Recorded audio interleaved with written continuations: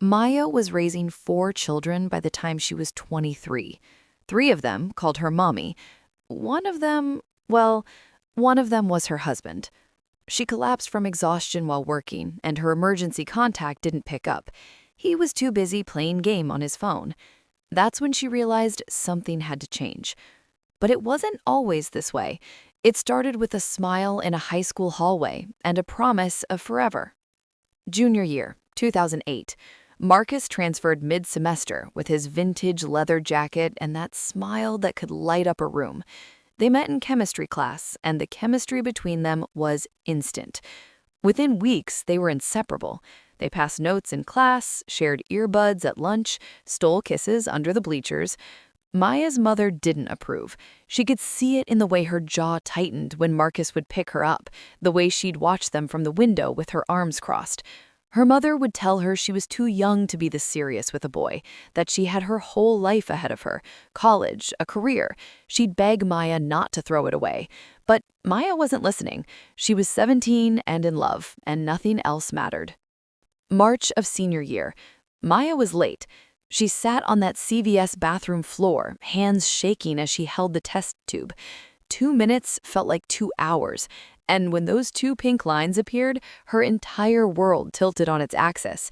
She was 18, 6 weeks from graduation, and pregnant. She told Marcus first. They sat in his car in the parking lot of the park where they'd had their first kiss.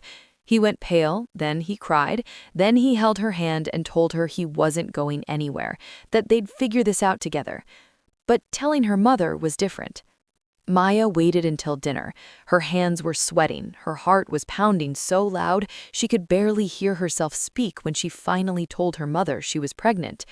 The fork clattered against the plate. The silence that followed was deafening. Then came the storm. Her mother stood up so fast her chair fell backward, demanding to know if this was some kind of sick joke. When Maya said it wasn't, she exploded. She reminded Maya that she'd warned her about that boy, that Maya never listened, that she was throwing her life away. She told Maya she had options, that they needed to handle this quietly, but when Maya said she was keeping her baby, her eyes went cold. She told her if she wanted to play grown-up, she'd have to do it somewhere else. If she made this choice, she couldn't keep a roof over her head. That night, Maya packed a bag. Marcus picked her up at 2 a.m. while her mother watched through the window. She wrote a letter telling her mother that she was going to handle the situation her way and apologized for disappointing her. Maya didn't look back as they drove away. She couldn't. If she had, she might have lost her nerve. They moved into a one-bedroom apartment on the south side, barely 500 square feet, but it was theirs. Marcus's uncle helped with the security deposit. Marcus dropped out of college to get a job at an auto body shop. He told Maya the baby needed him more than he needed a degree right now. He was trying to be responsible, working long hours for minimum wage. Maya was proud of him. He was stepping up. Their son, Isaiah, was born in November, 7 pounds, 3 ounces, perfect in every way. When they placed him in Maya's arms, she cried so hard she couldn't breathe. This was real. She was a mother. Marcus held him like he was made of glass, whispering promises about giving him everything he didn't have. For a few months, it was beautiful. Hard, but beautiful. They were a team. Then, Maya got pregnant again when Isaiah was 14 months old. Twins. When the ultrasound technician told them it was twins, Maya actually laughed, not from joy, but from shock, from fear. She and Marcus looked at each other, and they both knew their lives were about to get so much harder. Jaden and Jordan were born in July, 20 years old with 3 children under the age of 2. People say the first year with twins is the hardest. They're not wrong. Maya didn't sleep more than 2 hours at a time for months. Her body was exhausted, her mind was foggy. Some days she'd forget if she ate. She'd look in the mirror and not recognize the woman staring back. Their apartment was always a disaster. Toys everywhere, dirty bottles in the sink, laundry piled so high she couldn't see the couch. Isaiah was in his terrible twos. The twins were crawling into everything. Maya was drowning. Marcus was working 50, sometimes 60 hours a week. When he came home, he'd eat, shower, and collapse into bed. The kids were Maya's responsibility. All of it. The feeding, the diaper changes, the tantrums, the sleepless nights. She'd ask if he could help her, and he'd tell her he was exhausted from working all day. But Maya had been working all day too. She was just too tired to fight about it. Their intimacy died slowly, like a plant withering from neglect. He'd try to initiate, and she'd push him away, telling him she was too tired. He'd say she was always too tired. She'd remind him she was exhausted.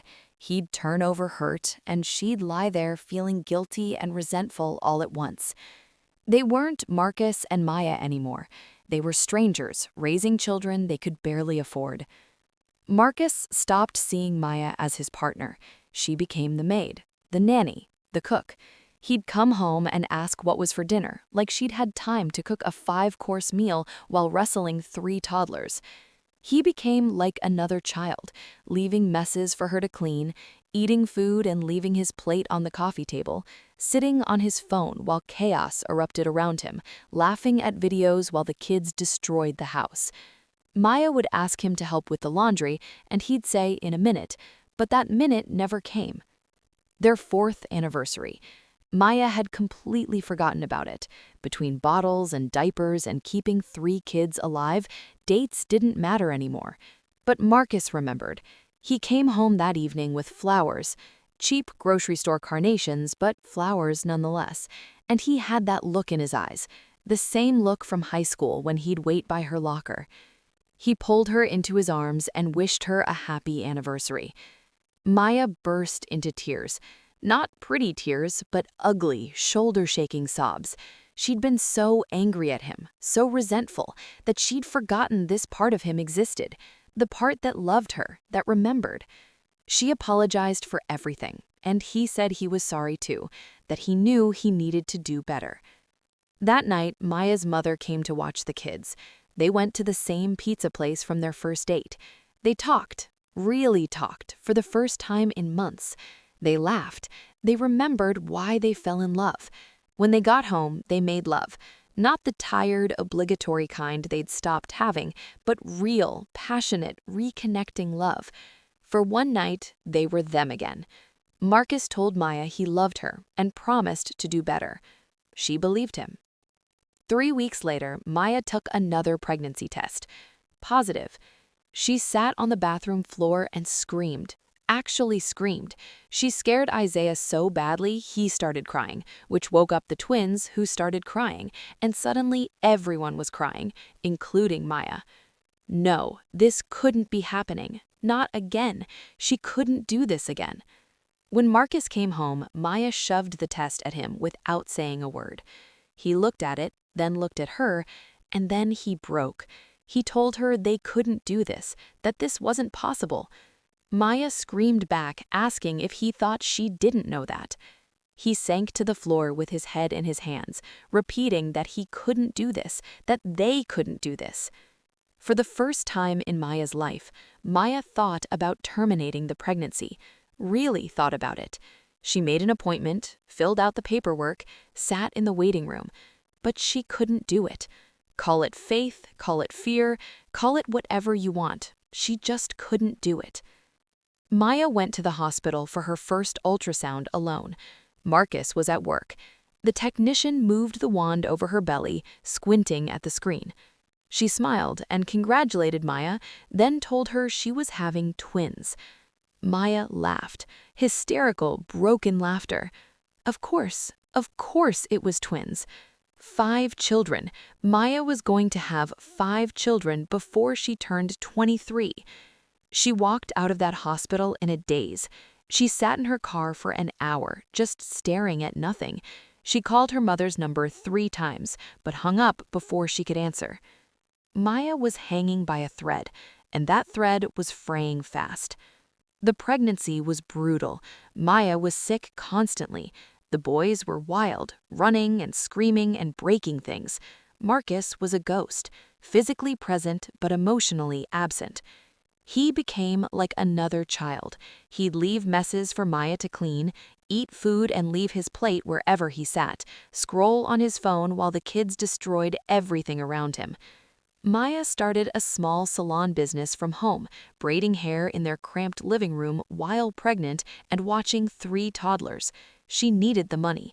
Marcus's paycheck wasn't enough. But even that wasn't enough. Clients would come in and see the chaos. 3 boys tearing through the apartment, Maya trying to braid hair with a massive belly, exhaustion written all over her face. Some looked at her with pity, others with judgment. She felt both burning into her skin. One day, Maya checked the mailbox. Rent overdue notice, gas and electric shutoff warning, 2 months unpaid. She had given Marcus her half of the utility money. Where did it go? That night, Maya sat in the dark, waiting. The kids were asleep. The apartment was silent, except for the ticking of the cheap wall clock. Marcus came home at 11 p.m., later than usual. When he opened the door and saw Maya sitting in the darkness, he jumped back, startled. He asked why she was sitting in the dark, his voice shaking. Maya flicked on the lamp and spread the letters across the coffee table, telling him to explain them. He went pale, stammering her name. Maya demanded to know where the money was. She reminded him she'd given her her half for the utilities 2 months ago and asked where it went. Marcus sat down heavily, his head dropping into his hands. Then he confessed. He'd lost his job 2 months ago.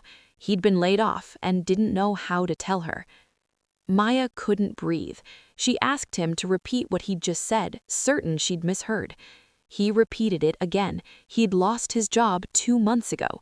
Maya exploded, demanding to know where he'd been going every day for the past 2 months. He said around, the library, the park, anywhere. He couldn't face her.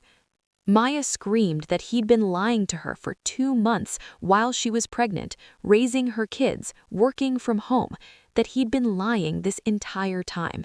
He tried to apologize, but she cut him off, screaming at him to get out of her sight.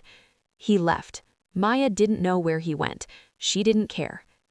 Maya didn't speak to him for days. When he'd try to talk to her, she'd walk away. He'd sleep on the couch, come and go like a guest in his own home. And the worst part, he didn't change. He'd sit there eating chips, scrolling on his phone, laughing at videos while the kids ran wild, and Maya cleaned up after them all, after all of them. One day, while braiding a customer's hair, Maya felt lightheaded. The room started spinning, and then everything went black. She woke up in the hospital. Her customer had called Marcus's number, Maya's emergency contact, over and over. He didn't answer. When he finally picked up, he brought Maya home and laid her in bed. Then he went back to the living room and turned on the TV. He did nothing else to help. Nothing. That's when Maya knew. This wasn't a rough patch. This wasn't temporary. This was who he was, who he'd become, or maybe who he'd always been, and she'd been too young and in love to see it. Maya was raising 4 children. 1 month later, Maya sat Marcus down and told him she wanted a divorce. He stared at her like she'd spoken a foreign language, asking her what she'd just said. She repeated it. She wanted a divorce. She was done. He asked her what she meant by done, why she would say that, his voice rising in panic. Maya laughed, but there was no humor in it. She asked if he was serious right now, if he really didn't know why. He started saying they could work through this, that they just needed to try harder. But Maya told him there was nothing to work through, that she'd been working, that she'd been the only one working, that she was tired, so tired. He started crying, begging, promising to change, but Maya had heard it all before. She told him she wasn't doing this anymore, that she wasn't raising him along with their children, that she couldn't. Maya called her mother. Her hands shook as she held the phone to her ear. She said her mother's name, her voice barely a whisper. Maya told her she needed help. She asked if she could come home. Her mother didn't say, "I told you so." She didn't lecture. She didn't remind Maya of all the warnings she'd given. She just told her to come home right now. When Maya pulled up to her mother's house with 3 kids in car seats and twins in her belly, her mother was waiting on the porch. She walked down those steps, wrapped her arms around Maya, and held her while she fell apart. Maya sobbed that she was sorry, that she was so sorry about everything. Her mother just shushed her gently and told her she was home now, that she was finally home. That was 5 years ago. Maya is 28 years old, a single mother of 5 beautiful boys. It's not easy. Some days she doesn't know how she'll make it through, but she's doing it. They're doing it. Marcus sees the kids every other weekend. He pays child support when he can. He says he's changed. Maybe he has, but it's not Maya's problem anymore. She's back in school, studying nursing like she always wanted. Her mother watches the boys while she's in class. Her mother tells her she's proud of her. Maya is proud of herself, too. If Maya's story touched you, hit that like button and subscribe for more real-life stories. Drop a comment below sharing your thoughts. And remember, sometimes the bravest thing you can do is choose yourself.